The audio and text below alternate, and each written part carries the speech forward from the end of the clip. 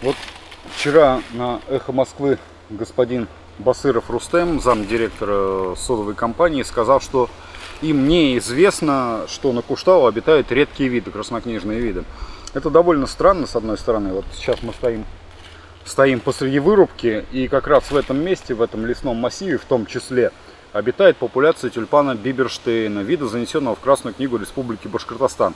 Координаты записаны, они зафиксированы в нашем отчете. Ну, отчет, конечно, понятно, он не такой официальный, без печати, но все-таки это отчет ученых. Кроме того, опубликованы 2 статьи в российских журналах, 1 статья в международном журнале на английском языке по местообитаниям редких видов горы Куштау.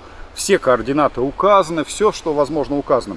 Отчет мы отправили в Министерство экологии. Министерство экологии написало нам благодарность. Сказали спасибо за предоставленные данные о краснокнижных видах.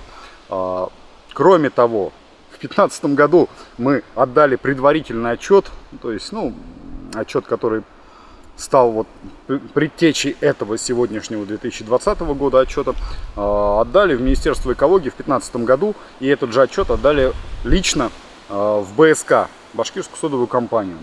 Этот отчет зафиксирован с печатями, но куда-то пропал. Никто о нем не говорит. То есть экологическая экспертиза Куштау была. Я лично участвовал в ее проведении.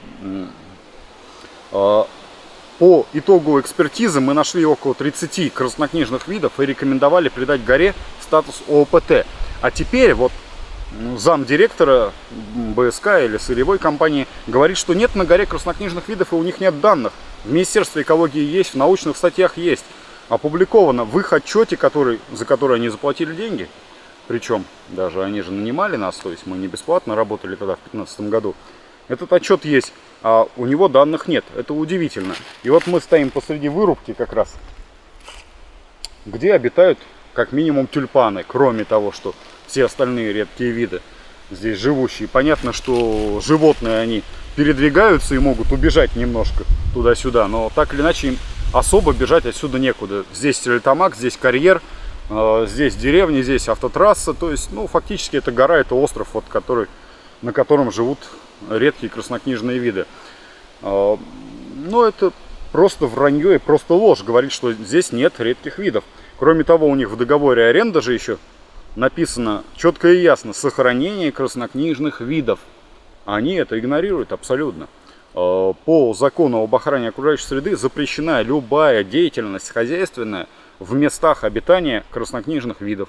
Либо хоть региональных краснокнижных видов Республики Башкортостан, хоть российских. Кроме того, здесь больше десятка видов, занесенных в Красную книгу России.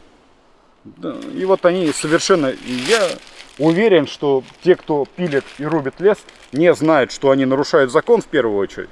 Во-вторых, они даже не различат, есть здесь редкий вид или нет. Это жук просто прополз или можно его раздавить. Они просто не отличат его. У них нет таких знаний. Наши экспертизы не принимают. Удивительным тоже образом.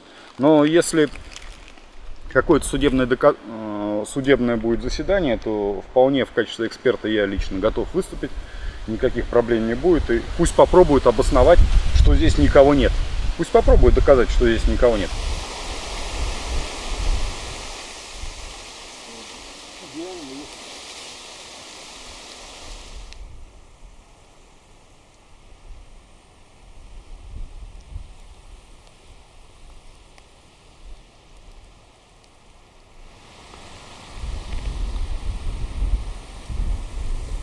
Кобылка голубокрылая.